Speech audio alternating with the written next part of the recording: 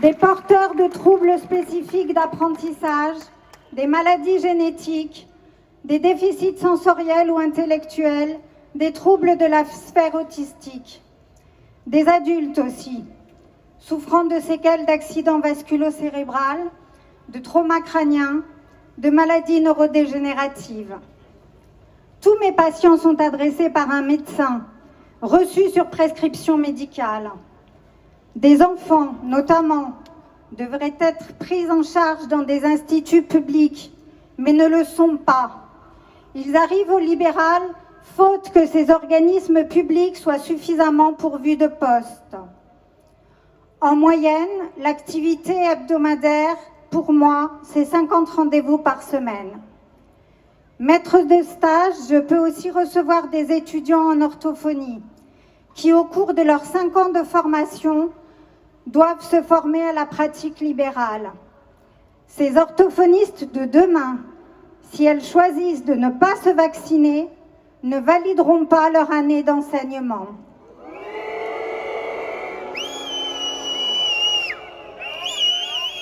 Au début de l'épidémie, comme mes collègues libéraux, en praticiens conscients, responsables, je me suis astreinte à des mesures rigoureuses pour lutter contre la propagation du virus. Masque pour moi, pour les patients, dès la réouverture autorisée du cabinet le 11 mai 2020. Pose de plexiglas sur le bureau, nettoyage des surfaces après chaque patient, décalage des rendez-vous pour permettre l'aération du cabinet, accueil individualisé au seuil pour ne pas remplir les salles d'attente. Aujourd'hui, j'ai rajouté à ça la pratique d'un autotest antigénique à intervalles réguliers pour assurer à mes patients que je ne sois pas porteuse ni vecteur du virus. Une personne vaccinée peut être porteuse et peut transmettre. Ainsi, le plus important, ce n'est pas le vaccin, mais les mesures préventives mises en place qui permettent la protection, la prévention. Mon cabinet, comme celui de mes collègues, n'est pas un lieu de contamination. Aujourd'hui, malgré tout, on exige de moi la vaccination au moyen de mesures répressives exceptionnelles, disproportionnées, non adaptées à la situation de la consultation en relation duel. On ordonne la fermeture du cabinet, on interdit l'utilisation du titre, même en situation déconventionnée, sans prétendre à aucun remboursement. Avec des peines allant de l'amende jusqu'à 3 750 €, mais aussi 6 mois d'emprisonnement et travaux d'intérêt généraux.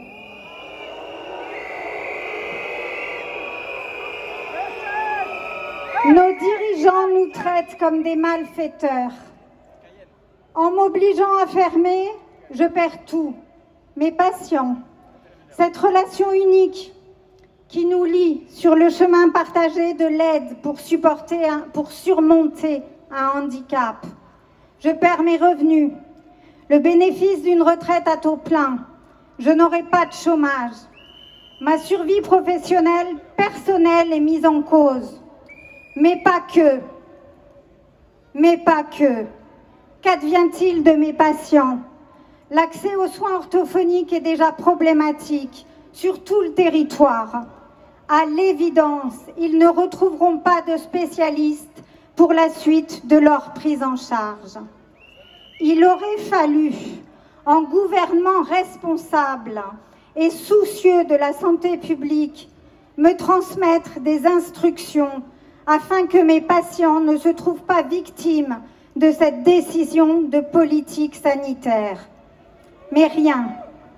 Tous victimes de décisions scientifiquement contestées qui font débat. J'ai attendu le soutien du syndicat majoritaire de la profession, la Fédération nationale des orthophonistes. La FNO a communiqué avec ses adhérents par courriel, se limitant à nous rappeler les interdictions, nous écrivant même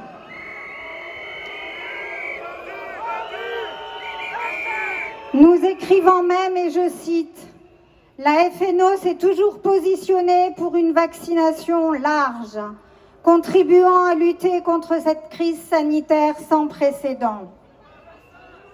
Aucune prise en charge des patients, des syndiqués, s'éloignant dangereusement du rôle d'un syndicat qui aurait dû remplir sa mission en assurant le rôle de négociateur avec le gouvernement.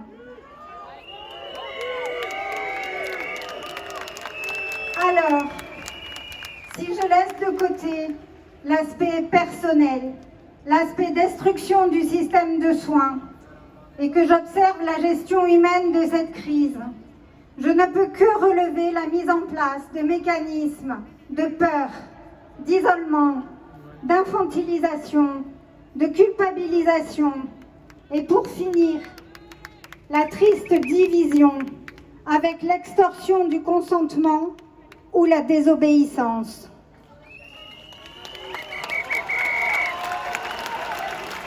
Résistance, résistance, résistance. Nous serons nombreux à ne pas céder à ce chantage. Je ne céderai pas à ce chantage. Par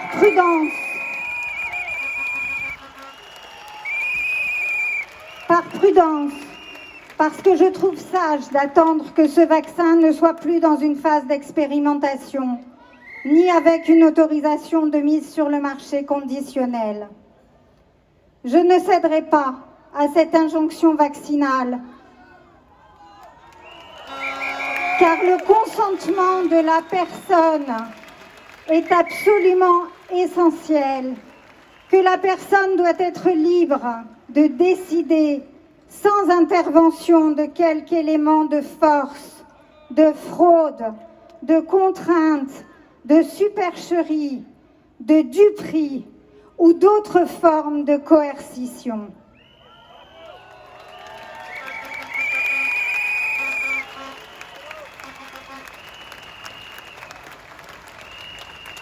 Ils ont pensé nous enterrer, ignorant que nous étions des graines.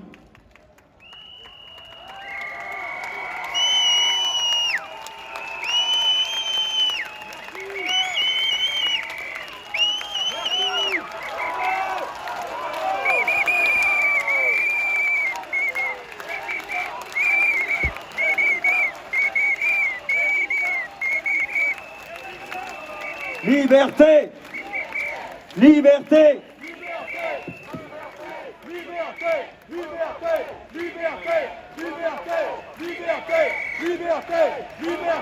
Liberté!